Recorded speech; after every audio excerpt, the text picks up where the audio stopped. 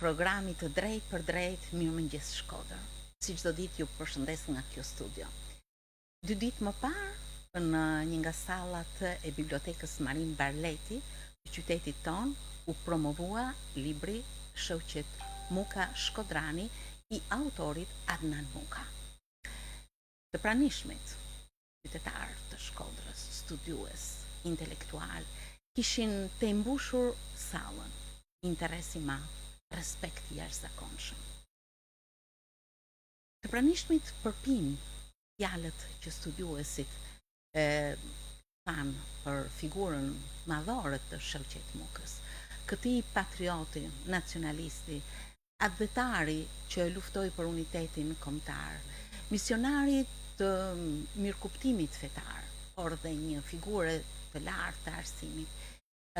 Shoqet Muka ishte mësues i popullit dhe qytetar nderi i Shkodrës, pra tituj që u dhan pas viteve 90. Për të folur rreth kësaj figure, unë sot në studio kam ftuar autorin e këtij libri, një nga 3 djemt e Shoqet Mukës, zotin Adnan Muka. Mirëmëngjes zotin Adnan, mirë se erdhe. Mirë, faleminderit. Që në fillim dua t'ju bëj një koment rreth këtij organizimi, të këtij promovimi. Ishte vërtet kënaqësi të mblidhje në atë sallë të bibliotekës qytetarinë shkodrane. Njerëzit përfaqësues të familjeve MNZ, njerëz intelektual, qytetar të nderuar. Vetëm një figurë e ndritur dhe nderuar si Shoqet Muka dhe një familje e nderuar besoj mund ta bënte këtë. Urime dhe përshëndetjet e mia. Ju faleminderit. Unë po ju tregoj një të vërtet që edhe në libër është pasqyruar në faqet e para. Në vitin e mrapsht në atë 7, kur nuk kishte siguruj jeta me dalë në rrugë, në teatrin Migjeni të mushën plot a shkremtu 110 vjetori i linjës Shoqet Mukës. Përsëri mund të mbante një veprimtari e tillë në teatr, por prestigji që ka biblioteka, vlera që ka biblioteka, si bank që ruan vlera unikale të Shkodrës dhe të botës, i jepte një kuptim edhe më të bukur këtij promovimi dhe tash ka ardhur koha që njerëzit janë jashtëzakonisht zanën me punë dhe kohën e kanë të shtrenjtë, po do të një promovimi që pak më i ngushtë e më cilësor, prandaj u zhvillua dhe në bibliotekën Marin Barleti. Ishte një interesim shumë i madh, nuk ishte vende. Njerëzit ishin gjithë interes për të ndjekur natyrisht të gjitha kontesat e thëna aty rreth figurës së Shoqet Mukës. Ju si u ndjet? Unë edhe në atë përshëndetjen e tepër të shkurtër që unë thash në fund të takimit, unë mora emocione të jashtëzakonshme dhe mi bazën e këtyre emocioneve bana edhe të përshëndetjen tepër të shkurtër. Unë thash me ka fladu të gjithë trupin, me thonë me ka pastru gjithë trupin, më ka fresku mendjen, me ka gëzu zemrën, edhe po më jep një forcë me vazhdu punën. Unë zishe si me shprej ma bukur. Sa bukur, emocionet forta. Libri ka në përmbajtjen e tij kontesat e zhvilluara me rastin e 110 vjetorit të lindjes së Shoqet Mukës, mbajtur në vitin 97, dhe aty janë pasqyruar të gjitha anët e këtij njeriu të nderuar të qytetit ton, patriot, nacionalist, politikan, fetar, arsimtar, qytetar i familjeve të traditës shkodrane. Mendoni se janë pasqyruar thellësisht dhe ka ende vende ku mund të ndriçohet jeta e shoqet Mukës? Ajo veprimtari unë e kam trajtu në një rast kur kam fol për një nga ata lektor që ka trajtu aktivitetin në fushën e arsimit me një mënyrë jashtëzakonisht të hollësishme edhe profesionale dhe e kam cilësu si bazë për me esë ma tepër, për mu thëllu ma tepër, me qenë se aja veprimtari u promovu, ose ma mirë me thonë, u përgatit një kohë jashtëzakonisht shkurt, me një kohë rekord në 10 ditë, dhe nuk mujtë me përfshi gjithë shka. Dhe unë, që në atë kohë, kam pazuar detyrë vetes me xhirmu, me mbledh të dhënat të tjera që me kompletu, sepse aktiviteti ka qenë tepër intensiv, i vazhdueshëm, i pa ndërprem dhe ka qenë aktivitet me gojë, me veprimtari praktike, edhe me shkrime e botime. Dhe unë kam xhirmu shumë në biblioteka, në muzej, në arkivit të shtetit, deri edhe në ministrit të jashtme, në arkivin e ministrisë të jashtme, për me gjetë dokumenta që lidhen me jetën dhe veprimtarinë e babës. Mirë po, mjerisht edhe në libër, në parathanie, unë e kam trajtu këtë pikë që mas 90-s një pjesë e mirë e dokumentacioneve në institucionet shtetnore janë o zhduk, o mshe, nuk e di kush i... Nëse kjo do të ndodhte, do të ishte para 90-s, pse pas 90-s? Janë probleme që me kohë do të sqarohen. Be fjala, unë po jo tham një diçka të vogël. Një nga punë të madhore, unë bile kur të trajtoj problemin e arsimit në librin e tretë, nëse unë do të kem jetën e gjatë, faleminderit. Unë punën madhore të babës në fushën e arsimit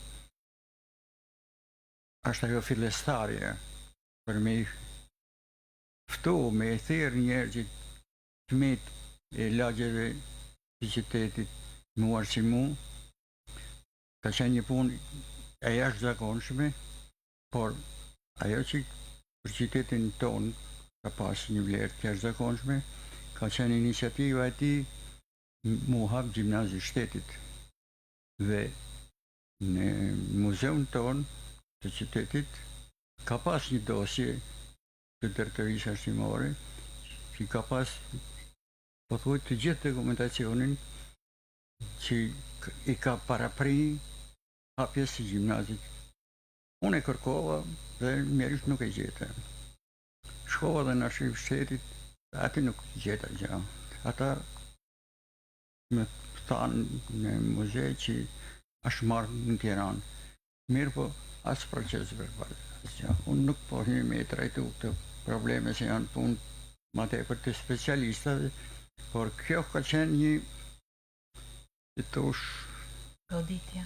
Jo, vetëm goditja që më ka vonu për me votu një, plus që më ka hek disa pjesë thelbësore të veprimtarisë babës. Megjithatë, pjesë të ne punëve i kam grumullu dhe do t'i pasqyroj natyrisht në shkrimet e jashtme. Natyrisht po të marrim në të gjitha cilësitë dhe vlerat që ka patur figura e shoqet Mukës, do të gjejmë anë të mrekullueshme të kësaj veprimtarie. Nëse do të ndalemi në fushën e arsimit, ku ju pak më parë folët, është me vend të thuhet që ka qenë drejtori i shkollës plotore të Parrucës, Shevqet Muka. Njeri i nderuar, madje edhe iniciator në krijimin e bandës së kësaj shkolle. Ecuria e tij, siç shihet edhe në faqet e tjera të librit, është gjithmonë figura e një njeriu mësimdhënës, mësimdashës, arsimdashës, edukator, por që lartësohet me të tjera virtyte që plotësojnë figurën e qytetarit shkodran dhe advetarit nacionalistit, advetdashësit edhe njeriu që luftoi për mirëkuptimin fetar. Unë po mundohem të ju jap përgjigje me një fjali të shkurt për të punë. Ai gjithmonë ka qenë i pakënaqur me atë që ka arrit dhe ka dash gjithmonë me ecë përpara. Ka kërkuar gjithmonë me u përmirësu. Se njerëz që jemi, mundësinat janë të kufizuar të tjera, por gjithmonë është mundu me pa si bëhet më e mirë, si mund bëhet perfekte puna. Dhe është një prej mësimeve madhore që unë kam marrë e kam trashëguar nga baba. Sa bukur. Në fakt, ajo që është takimi me vetë këtë personalitet, Shevqet Muka, është shkodrani, sepse ka shkruar pseudonimi që nga viti 1910 janë botime në gazetën që Shkodra ka qenë me të vërtet djepi i kulturës shqiptare. Botimet që kanë qenë, unë i kam gjërmu me aqë sa kam pas mundësi që nga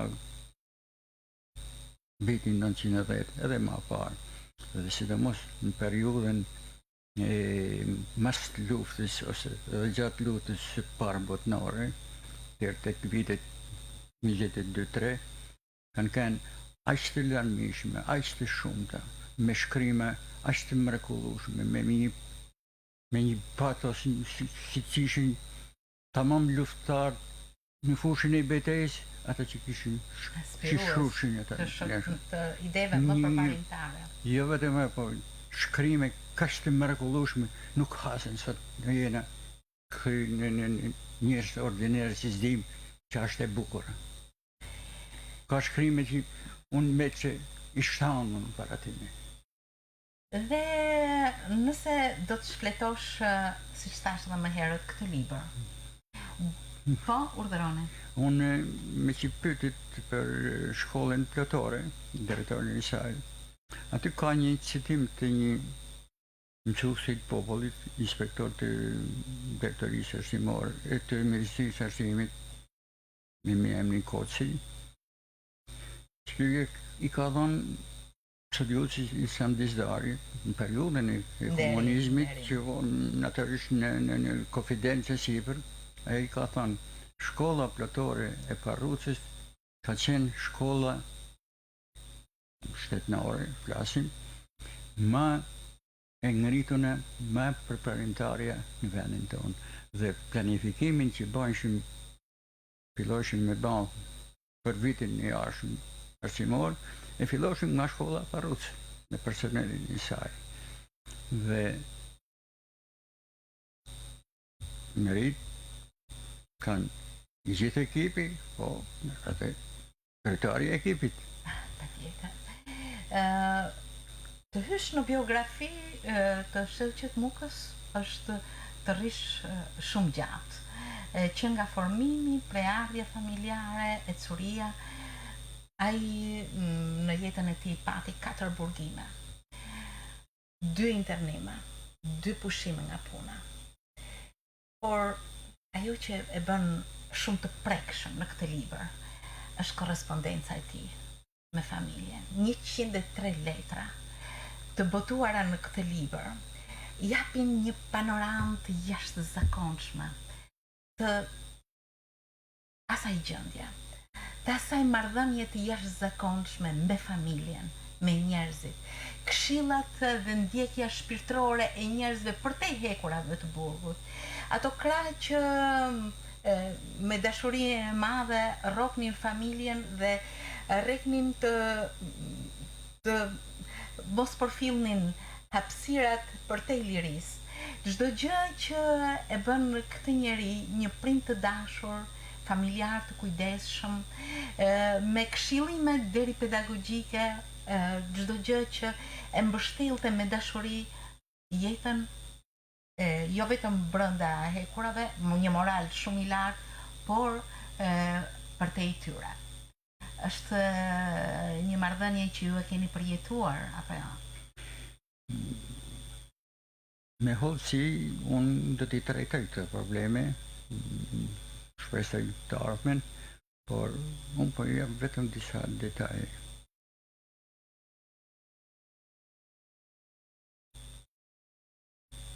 E kemi menu jetën tonë si familje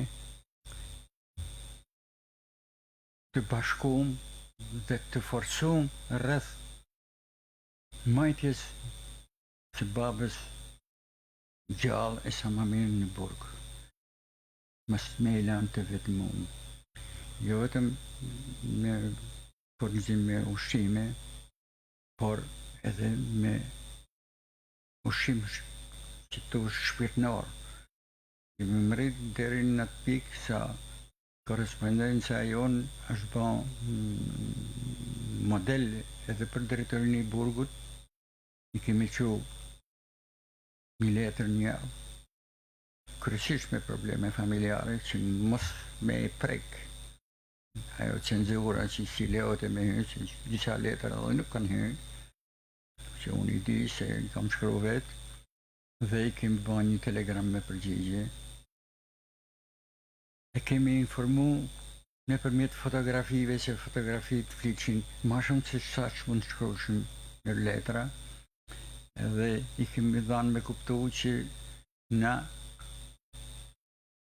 do të ndjekum Çfarë dashurie e jashtëzakonshme.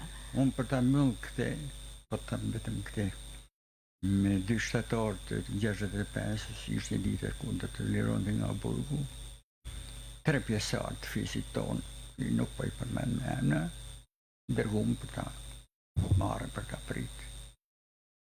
Po dhe të veçante një kësaj pritje, po ju a thëmë këte,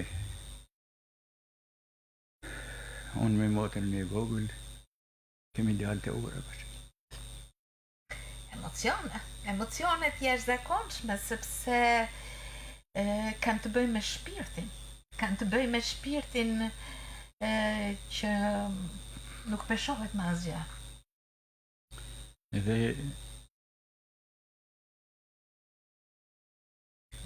ditët e para mos ardhjes, na s'kemi qenë të zot me i shërby të ardhënëve për urim me kafe, sepse ishin aq shumë sa si nuk mund të rrishin më tepër se 1-2 minuta. Ishte edhe ai që i duhet përpjet. Po kjo ishte shpërblimi i punës që kishte pra, dhe për ta mbyllur këtë pjesë, unë do ta trajtoj me hollësi natërisht. Është dita e varrimit me 29 janar të vitit 67, kur 1500 vetë, plas nga ana e burrave që për gra është numër tjetër. Është numër tjetër. Kam disa fotografi të kësaj periudhe. Morën pjesë qytetari i Shkodrët, kur ishte pragu i hapjes të luftës klasave në mënyrë të drejt për drejt. E luftë klasës kishte edhe kishte fillu, por pjesëmarrja kaq e madhe e klerikëve, qoftë musliman, qoftë katolik, bani që vlerësimi qytetar të delte haptësi kundër vlerësimit zyrtar. Dhe kjo i tërboj të mos ato të komitetit partijës, që disa personaj u thiren edhe patën edhe pasoja nga pjesëmarrja në varrim.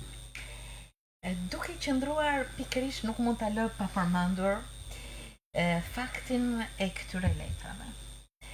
Janë letra të jashtëzakonshme, nga përmbajtja ka një dashuri të madhe, nga stili janë të veçanta, një pasuri leksikore, një përshkrim i jashtëzakonshëm me metafora, me krahasime. Mund të quhet pikërisht këto letra mund të quhen pjesë të një romani jetësor që shkrim të gjitha distancat e kohës. Si keni mundur t'i ruani këto letra? Nuk për përgjigjem direkt njëherë, po për një helmet të vogël kësaj punë. Unë nuk I quaj si roman, po unë I quaj si ditar I shkruar në burg, në kushtet që kishte një cenzur që edhe në dhomë me detyrohet atë me menu mirë çka me shkru. Dhe ka qenë letër këmbimi jonë, se vazhdimi aty në takimeve tepër të shkurta, 1-2 minutash që është bën krymojt ose kry 5-6 javësh. Por letrat ne kena prit me një frym gjithmonë, bile në një herë edhe mungoheshin sepse nuk lejoheshin me kalu, sepse përmbajtja aty në që ka pëlqyer aty në që e kanë përcjell. Që e kanë trajtu problemin e korrespondencës. Dhe në u bashkë më ka pranoj në kriju më të mundësin që me pas ai një përgjigje telegram çdo muj, mi ban telegram me përgjigje, me fjalë të parapagume, që me marrë vesh për shtetin, sepse një pjesa më e madhe e shokëve, bashkëpunëtorëve të tij kanë dekë në burgun e Korrelit.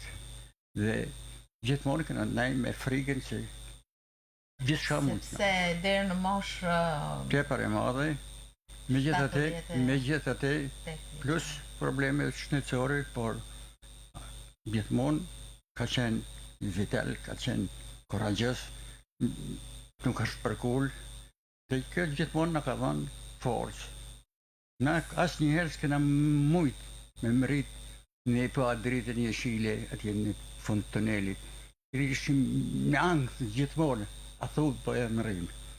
Dhe në të drejtën, unë bile një intervistë kam pasur me zotin Gjahid Bushati Pop të në studion tuaj, kam pasur ne lutë zotit një ditë me ardhë në shtëpi. E zoti na plotësoi 1500 fish. E faleminderit. Në fakt, të gjitha letrat kanë të bëjnë, ose shumë prej tyre, edhe me këshilla. Të jeni të përmbajtur, të jeni të matur, të respektoni, të urime për ditët e shënuara, ditëlindjet, lindjet e njerëzve, të fisit, pra nuk di si ju kanë shërbyer këto ligje gati të shkruara nga dora e babës. Unë personalisht I kam pas babën që një fëmini Orli ju ka quajtur në një libër. Ana trimnis, nga ana e revolta dhe unë kam qenë gjithmonë që në fëmini I paknaqën nga padrejtësitë, dhe reagoshin, edhe pranej ato këshillat ma specifike ka bon në adresë teme, sepse ai ka pas frikë se mos kalojnë veprime që mund kishin pasojë me shoqënu edhe atë në burg. Dhe unë I kam qyt letrat, leksione, mirëfilta edukative që na kanë eduku dhe na kanë bërë qytetar të kësaj Shkodër.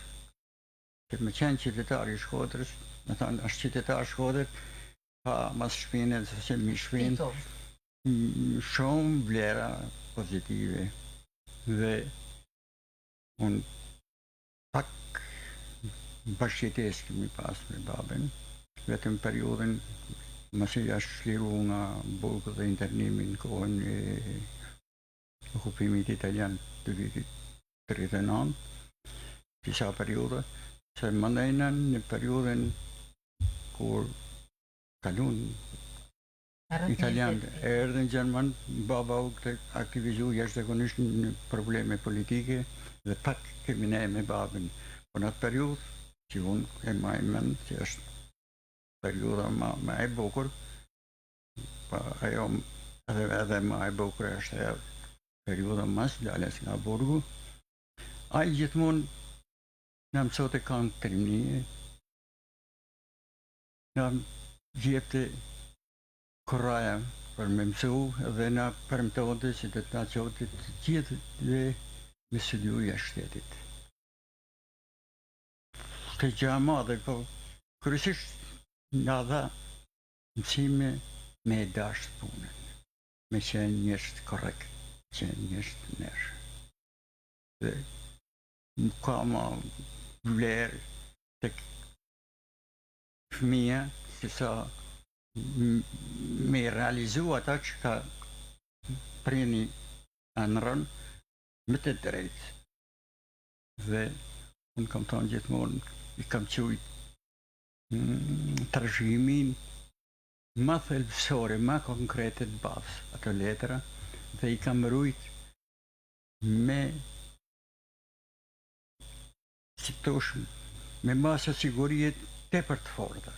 Kam pas raste që unë kam pas probleme edhe me pushtetin e asaj kohe, edhe me shtetin më Peru, gjithmonë i kam depozitu në vene jashtë shtëpijet tek njerëzit e afërmit të mi, i kam thonë një këto nuk duhen të binë e të shkatrohen për njerëzit pa nërgjeshëm. Dhe kam mujtë edhe në fatkeqësinë që pata në vitin 2017, që më ndjek shumë materiale të arkivume, unë ftojmë zorat parat, që ishtë thesarë për mu. Bili, me të folë të drejten, janë ndjek vlera pasionore, të bizhoterie, dhe këta për mu ishin ma për para se sa ata. Ata shkun, këta pështëvur, unë jam tepër i knaqën që pështëvur të letra. Edhe menova që sa ma shvet t'i bëj publike edhe bukurinë e tyne, edhe vlerat edukative të tyne, mënyrat shkrumit. Vetëm disiplina me e menu, nuk ka pas tavolinë shkrimi, ai ka shkruar prehën të mbështetur në një libër ose me një diçka të fortë dhe i ka shkruar si më qenë shqipshkroj, si me kanë të shtypun atë. Ashtu të mbledhen të bukur edhe me i pa vetëm edhe kaligrafia, sepse ju keni botuar edhe shkrimet origjinale e veçantë. Ajo që ju ka lënë është vërtet këndërim jashtëzakonshëm dhe vazhdimësia në fisin tuaj, siç përmendi edhe mbesa juaj e nderuar doktor Irida Koti, mbesa juaj. Ka 5 arsimtar, apo jo? Njerëz të nderuar që respektohen në Shkodër.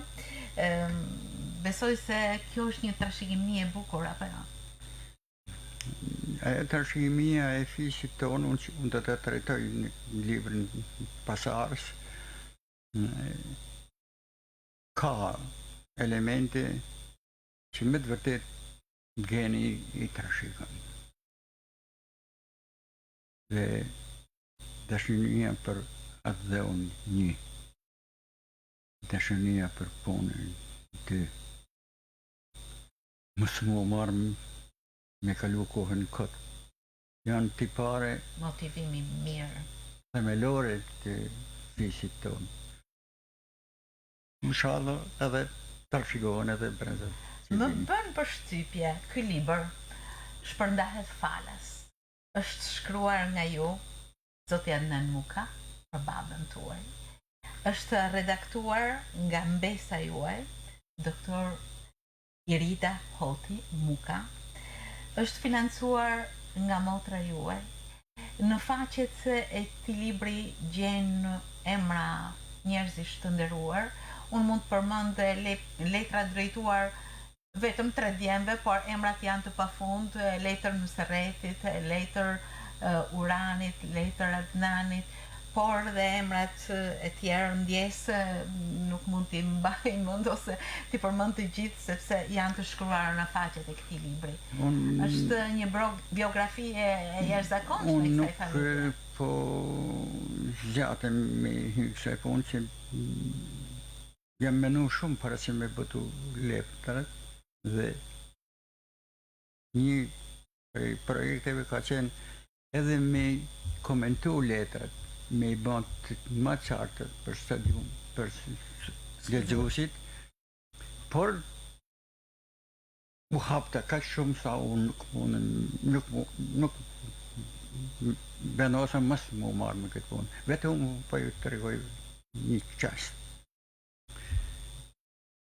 Në periudhën e parë të ardhjes në pushtet të komunistëve të në Shkodër, baba ka qenë i strehum në shtëpinë e Hamit Gjilbegut. Dhe rrethanat që u krijuan, që të u ekspozu dhe u do të me lëviz.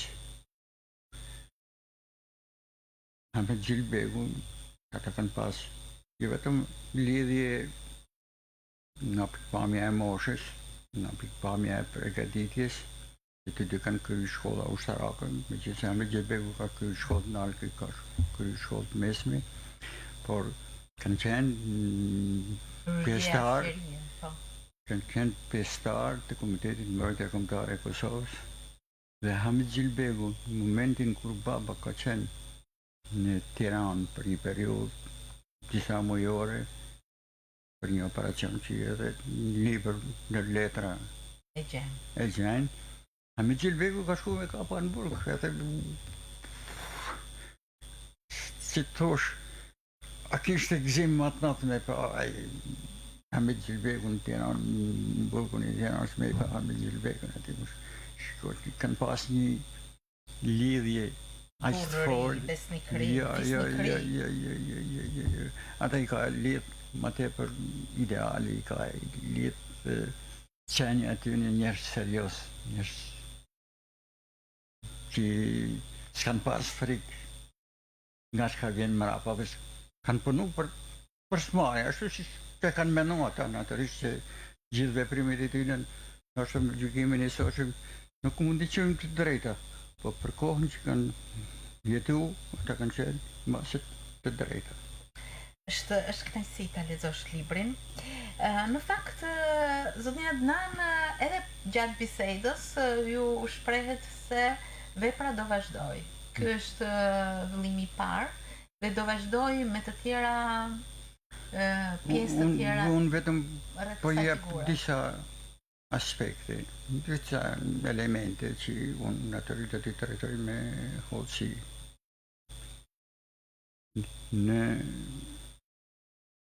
Janë shkrime që janë periudhën e formimit të shoqënisë vllaznie në Shkodër. Në rrethe shoqënore, djaloshare që kanë të asaj kohe, janë mbledh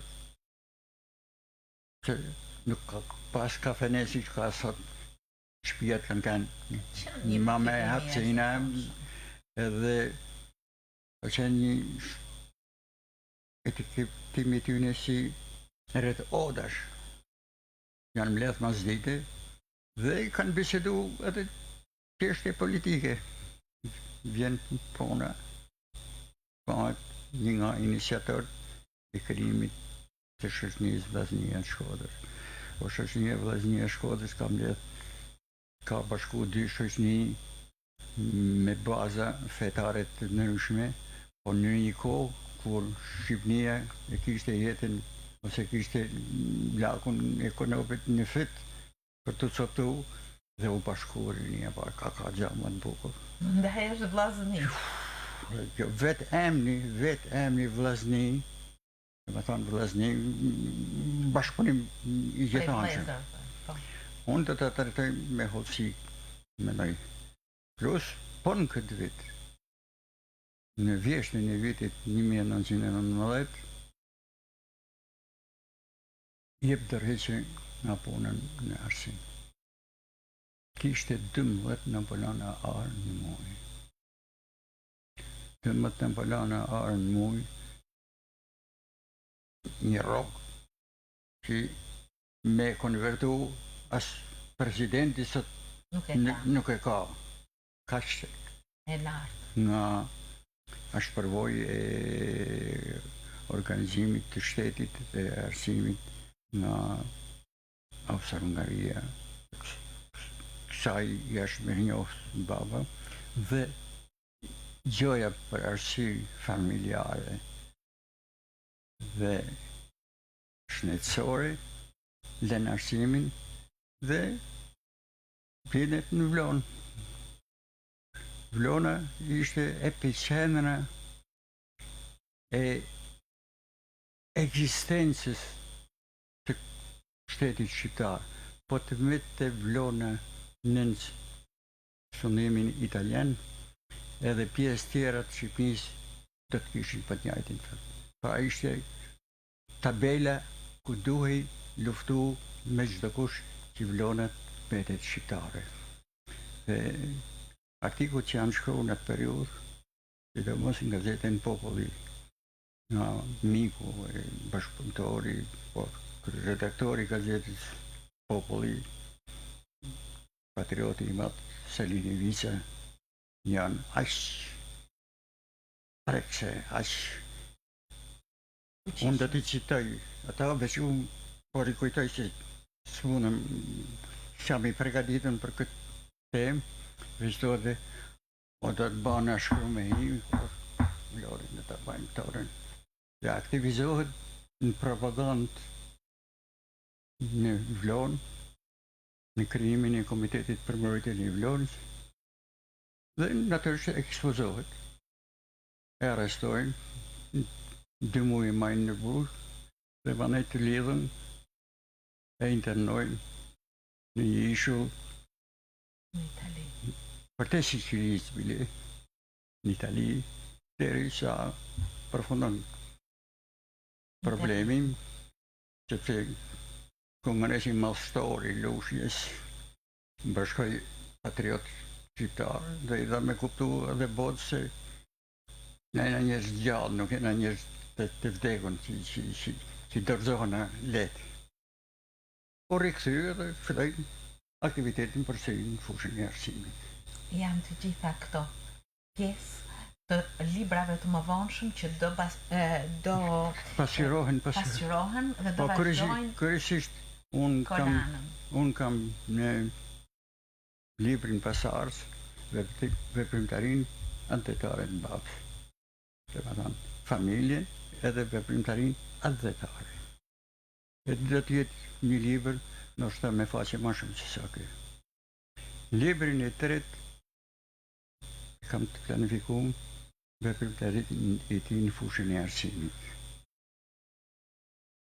E sidomos të pjesës fundit të jetës së tij, si territori i sferës zornore, për 5 vjet, dhe si mësues në shkollën e Burgjeve, që e ka trajtu njeri Shalqet Kraja. E gjejmë në faqet e librit.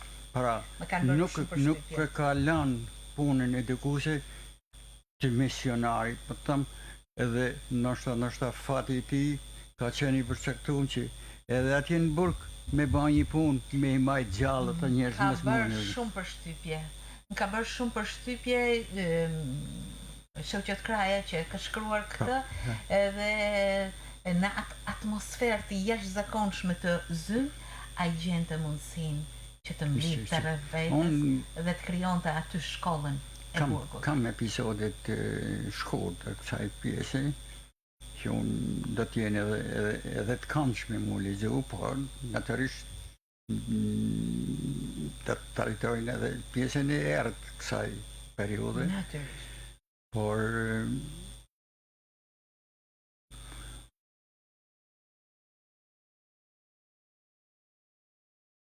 në pjesën e tretë, librin e tretë, mas këti mendojmë me trajtu veprimtarinë e babës në fushën e ngritjes së komunitetit musliman shqiptar, shkputjes nga varësia që ka pas në Islamov, ngritjen e institucioneve, statutin i saj, shkrimet që ka bë dhe ka një volim punë tash madhe, pavarësisht se nuk ka qenë laik, nuk ka qenë fetar, po ka pas përgatitje fetare, që ndoshta mund të jetë edhe volumi më i madh i këtyre botimeve dhe unë do të trajtoj me përparësi sidomos shkrimet në gazetat, në revistat e kohës zaninal dhe të kohës së okupimit italian, kur ngrihet me forcë për reorganizimin e komunitetit musliman dhe ka shkruar artikuj se ka qenë letra të tilla që edhe sot me shpreh janë poshtë pa arritshme. Ai ka thënë në atë periudhë kur ka pas fanatizëm jo pak jo të pak, ka thënë reforma a shpirti i Islamit. Ka thënë me ecë me kohën një dhe në një shkrim që ja ka drejtu kryetarit Komunitetit Musliman të Shqipërisë, thot muslimanët e Shqipërisë duhet të jenë muslimanë më të përparuar të botës, sepse janë muslimanë e Evropës. Pra është një figurë plus ka pas edhe aktivitete tjera. Jo. Më kanë met edhe të pa, me gjithë jam mënu me i kam gjërmu, jam mënu me dhanë zgjedhje, ka në periudhën e vitit 44, ka një sasi kujtancash tërgu komitetit për nim të mjerumve të luftës. Janë 100.000 frangash që i ka depozitu në një llogari atje në Tiranë. Unë jam interesuar dhe s'kam mujt me e gjetë që ka qenë, duhet me pas jo vetëm intuitin për ku me i kërku, po duhet kryesisht me pas mbështetjen e njerëzve me pozita shtetnore që me mu hap dyert. Mirë po, njerëzisht dyert po thuj se i kam të mbylluna. Por duke patur parasysh këtë figurë madhore, Shevqet Muka, Shkodrani, në librin e parë me një interes të jashtëzakonshëm, me një nderim të madh, me një vlerësim tepër madhor. Unë, zoti Adnan, ju falenderoj shumë. Ju falenderoj dhe ju uroj shëndet e jetë në kryerjen e misionit tuaj në lidhje me figurën e babës tuaj. Qofshi të nderuar gjithmonë, nderim, respekt, jetë të gjatë dhe mbarësi. Ju faleminderit dhe përpara se ta mbyllim, unë ka pa edhe një hapje klapet të vogël. Ka qenë mësim nga jeta veprimtaria e babës dhe më ka disiplinu jetën dhe më ka ba me kuptu pak ma thellë se pjesa ma madhe e shoqërisë aktuale këtu në Shkodër. Dhe unë jam përqendru në punë mbrenda shtëpisë seme, mbrenda dersaborit. Kam kriju një lulishte, merrem me lule, kam kriju paritete të reja lulesh që po i shpërndaj dhe merrem me punë fizike në këtë ambient që është një oazë për Shkodrën dhe me punë të tjera i kombinoj të dyja. Pra, nuk jam zhyt në letra, po e kam marrë trupin drejt i herë punoj, edhe e kombinoj njërin me tjetrin dhe shpresoj se kam me marrit medalë në finale. Shëndete je. Ju faleminderit. Nderime, mbarësi, përshëndetje familjes. Faleminderit. Respekte për të gjithë ju. Faleminderit shumë që ishit sot në Mirëmëngjes Shkodër. Faleminderit.